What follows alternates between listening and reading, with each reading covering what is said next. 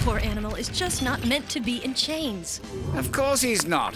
None of us are. But don't you see he's a trooper, just like you and me. And it's not as though he's just working for bananas alone. I've got my eye on 1,000 acres spread for him in South Jersey. No, he can't survive in Jersey. Nobody can. Well, you're absolutely right. We'll work something out. Must run. Oh, and break a leg. Big fella.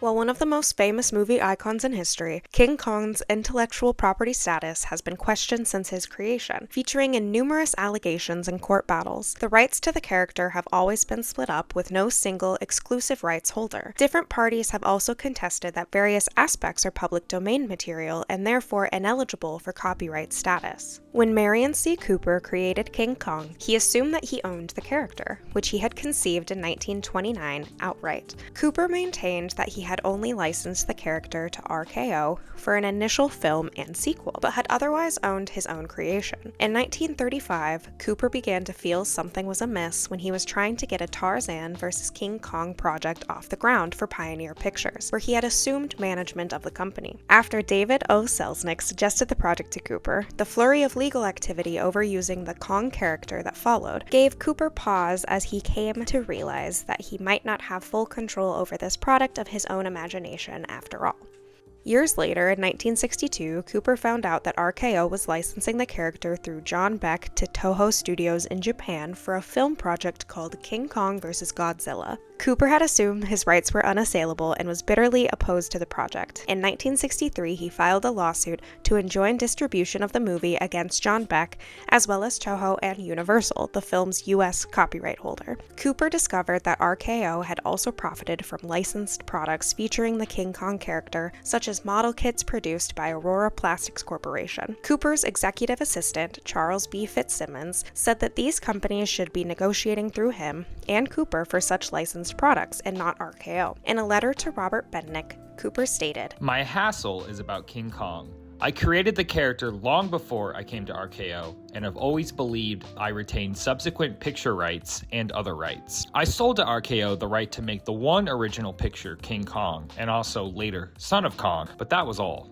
Cooper and his legal team offered up various documents to bolster the case that Cooper owned King Kong and had only licensed the character to RKO for 2 films, rather than selling him outright. Many people vouched for Cooper's claims, including David O. Selznick, who had written a letter to the Famous Artists Syndicate in Chicago in 1932, stating, in regard to Kong, "The rights of this are owned by Mr. Marion C. Cooper." Cooper, however, lost key documents through the years. He discovered these papers were missing after he returned from his World War II military service, such as a key informal yet binding letter from Mr. Aylesworth, the then president of the RKO Studio Corp., and a formal binding letter from Mr. B.B. Cahan, also a former president of RKO Studio Corp., confirming that Cooper had only licensed the rights to the character for the 2 RKO pictures and nothing more. Without these letters, it seemed Cooper's rights were relegated to the Loveless novelization that he had copyrighted. Cooper's lawyer had received a letter from John Beck's lawyer, Gordon E. Youngman, and stated, "For the sake of the record, I wish to state that I am not in negotiation with you or Mr. Cooper or anyone else to define Mr. Cooper's rights in respect of King Kong. His rights are well defined and they are non-existent, except for certain limited publication rights." In a letter addressed to Douglas Burden, Cooper lamented, "It seems my hassle over King Kong is destined to be a protracted one. They make me sorry I ever invented the beast if I weren't so fond of him. It makes me feel like Macbeth. Bloody instructions which, being taught, return to plague the inventor." The rights over the character did not flare up again until 1975, when Universal Studios and Dino De Laurentiis were fighting over who would be able to do a King Kong remake for release the following year. De Laurentiis came up with $200,000 to buy the remake rights from RKO. When Universal got wind of this, they filed a lawsuit against RKO, claiming that they had a verbal agreement from them regarding the remake. During the legal battles that followed, which eventually included RKO countersuing Universal, as well as De Laurentiis filing a lawsuit claiming interference, Colonel Richard Cooper, Marion's son and now head of the Cooper estate, jumped into the fray. During the battles, Universal discovered that the copyright of the Loveless novelization had expired without renewal, thus making the King Kong story a public domain. Universal argued that they should be able to make a movie based on the novel without infringing on anyone's copyright because the characters in this story were in the public domain within the context of the public domain story. Richard Cooper then filed a cross-claim against RKO, claiming that, while the publishing rights to the novel had not been renewed, his estate still had control over the plot and story of King Kong. In a 4-day bench trial in Los Angeles, Judge Manuel Real made the final decision and gave his verdict on November 24, 1976, affirming that the King Kong novelization and serialization were indeed in the public domain, and Universal could make its movie as long as it did not infringe on original elements in the 1933 RKO film, which had not passed into the public domain. Universal postponed their plans to make a film King Kong movie called The Legend of King Kong for at least 18 months after cutting a deal with Dino De Laurentiis that included a percentage of box office profits from his remake. However, on December 6, 1976, Judge Real made a subsequent ruling which held that all the rights in the name, character, and the story of King Kong outside of the original film and its sequel belonged to Merian C. Cooper's estate. This ruling, which became known as the Cooper Judgment, expressly stated that it would not change the previous ruling that publishing rights of the novel and serialization were in the public domain. It was a huge victory that affirmed the position Merian C. Cooper had maintained for years. Shortly thereafter, Richard Cooper sold all his rights, excluding worldwide book and periodical publishing rights, to Universal in December 1976.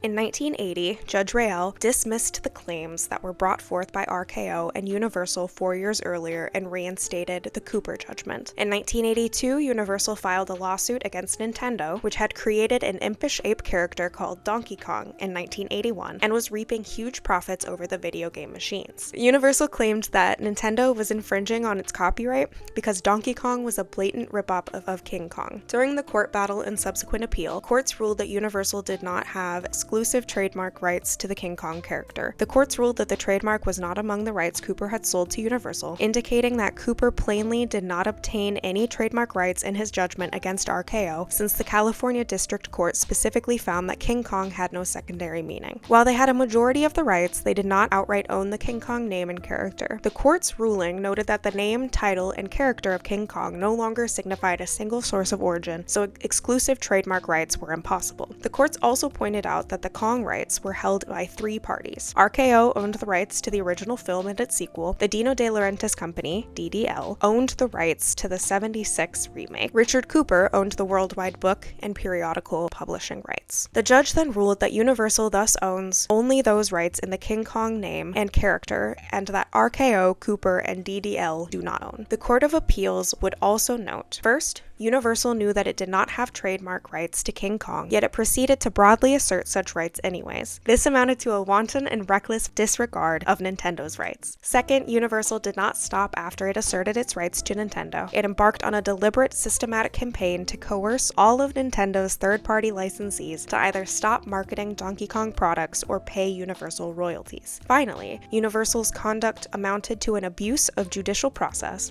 and in that sense caused a longer harm to the public as a whole. Depending on the commercial results, Universal alternatively argued to the courts, first, that King Kong was a part of the public domain, and then second, that King Kong was not part of the public domain, and that Universal possessed exclusive trademark rights in it. Universal's assertions in court were based not only on any good faith belief in their truth, but on the mistaken belief that it could use the courts to turn a profit. Because Universal misrepresented their degree of ownership of King Kong, claiming that they had exclusive trademark rights when they knew they did not, and tried to have it both ways in court regarding the public domain claims, the court ruled that Universal acted in bad faith. They were ordered to pay fines and all of Nintendo's legal costs from the lawsuit. That, along with the fact that the courts ruled that there was simply no likelihood of people confusing Donkey Kong with King Kong, caused Universal to lose the case and the subsequent appeal. Since the court case, Universal still retains the majority of the character rights. In 1986, they opened a King Kong ride called King Kong Encounter at their Universal Studios tour theme park in Hollywood, which was destroyed in a 2008 backlot fire, and followed it up with the Kongfrontation ride at the Orlando Park in 1990, which was closed down in 2002 due to maintenance issues. They also finally made a King Kong film of their own, King Kong, 2005. In the summer of 2010, Universal opened a new 3D King Kong ride called King Kong 360 3D at their Hollywood Park, replacing the destroyed King Kong Encounter. In July 2016, Universal opened a new King Kong attraction called Skull Island Reign of Kong at Islands of Adventure in Orlando. In July 2013, 2013, RKO, whose rights consisted of only the original film and its sequel, signed over the North American, Latin American, and Australian distribution rights to its film library to Ted Turner in a period spanning 1986 to 1989 via his company, Turner Entertainment. Turner merged his company into Time Warner, now Warner Brothers Discovery, in 1996, which is how Warner Brothers owns distribution rights in those regions to those two films today, with the copyright over the films, including King Kong and The Son of Kong, remaining with RKO Pictures LLC. Various companies distribute the RKO library in other territories. In 1998, Warner Brothers Family Entertainment released the direct-to-video animated musical film The Mighty Kong, which retells the plot of the original 1933 film. Legendary Pictures made an agreement with Universal to market, co-finance, and distribute Legendary's films for 5 years, starting in 2014 and ending in 2019, the year that Legendary's similar agreement with Warner Brothers Pictures was set to expire. 1 year later, at the San Diego Comic-Con, Legendary announced, as a product of its partnership with Universal, a King Kong origin story initially titled Skull Island, with Universal distributing. After the film was retitled Kong Skull Island, Universal allowed Legendary to move to Warner Brothers so they could do a King Kong and Godzilla crossover film in the continuity of the 2014 Godzilla movie, since Legendary still had the rights to make more Godzilla movies with Warner Brothers, and in 2021 co-produced the film Godzilla v. Kong, after Legendary Pictures brought the projects over from Universal to build up the MonsterVerse. According to Godzilla vs. Kong director Adam Wingard, the rights to the character may have also been transferred to Warner Brothers.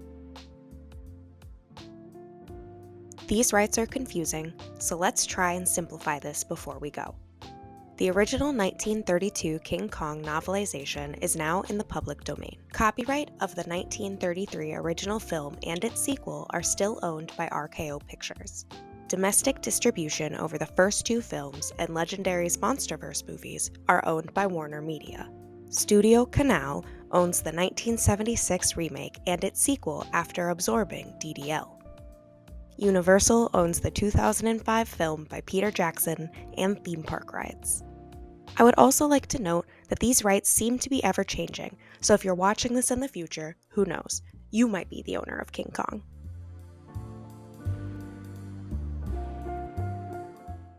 And I wanted it to be like, I'm afraid that there's, around every, corner, and there could be a King Kong monster, but also I want there to be a King Kong monster. I'm searching for him. Right. So it's like this mixture of sexual arousal and fear.